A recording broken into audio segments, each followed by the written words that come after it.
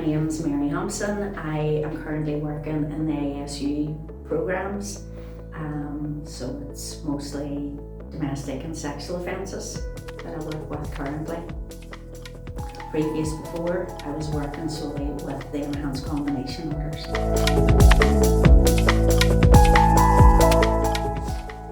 My experience of delivering the EGOs was the sort of multi-agency approach, internally and externally. It was very much about joined up working in relation to what was the best way to tailor fit for the individual.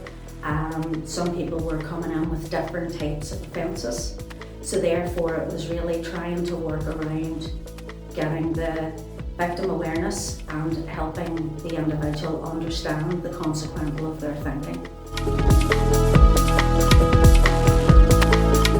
I think in terms of the initial approach, there may be a similar introduction in terms of the case plan. There's definitely a different approach in terms of the psychology input that sort of comes in and really sort of strategises and works towards like an outline of what are the particular things that this person really needs to, I suppose, identify in terms of, you know, problematic issues, how they're going to go about, you know, adhering to the order in terms of meeting the requirements of the enhanced combination. That person might get 100 hours in terms of community service. It's about looking at how they go about sort of like an activity, daily activity planning, working around about their housing, what other services that they may need to work around in terms of community addiction. There's dual diagnosis issues, there's post-traumatic stress, you know, there's a plethora of different issues that those individuals are facing. And given that a lot of these individuals are coming in with repeated offences, it's really sort of working around about breaking that cycle in terms of helping how that can go forward. So it's supporting not only the probation officer, it's supporting the PSO and also the community service officer, and that how we can all work in that joined up working internally and externally. Some people were relieved that they weren't going to custody, that they were given an opportunity to be able to maybe redeem themselves.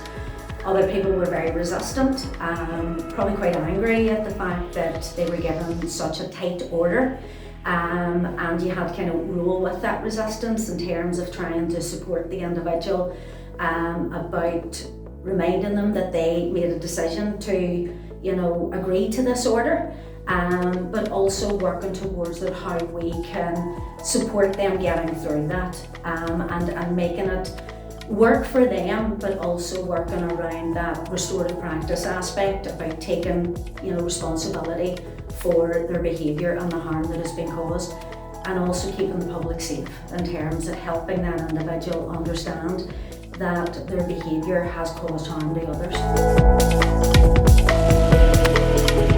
An individual bespoke bit of work for that person, really working towards about their case plan, breaking that down about what's the reason that the person has been, you know, given that order to start with, helping them to sort of understand in a different way how they can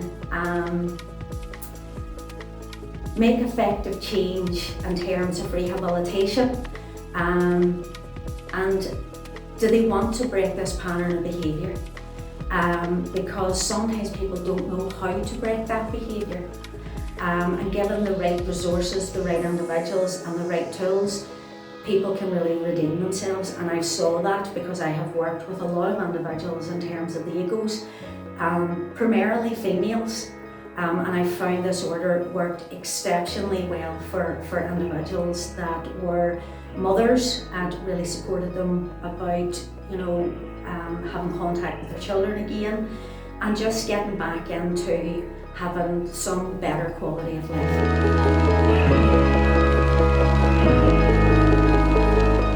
I was a bit nervous because I was one of the speakers today in terms of delivering a piece of work for the case study.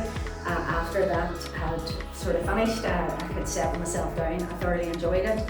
I'm delighted that the Ecos are back up and running again. I'm a great advocate for them, and it was lovely to be able to see my colleagues again, because I don't get to see them often, and it's a great organisation in terms of supporting each other, so I'm glad to be here.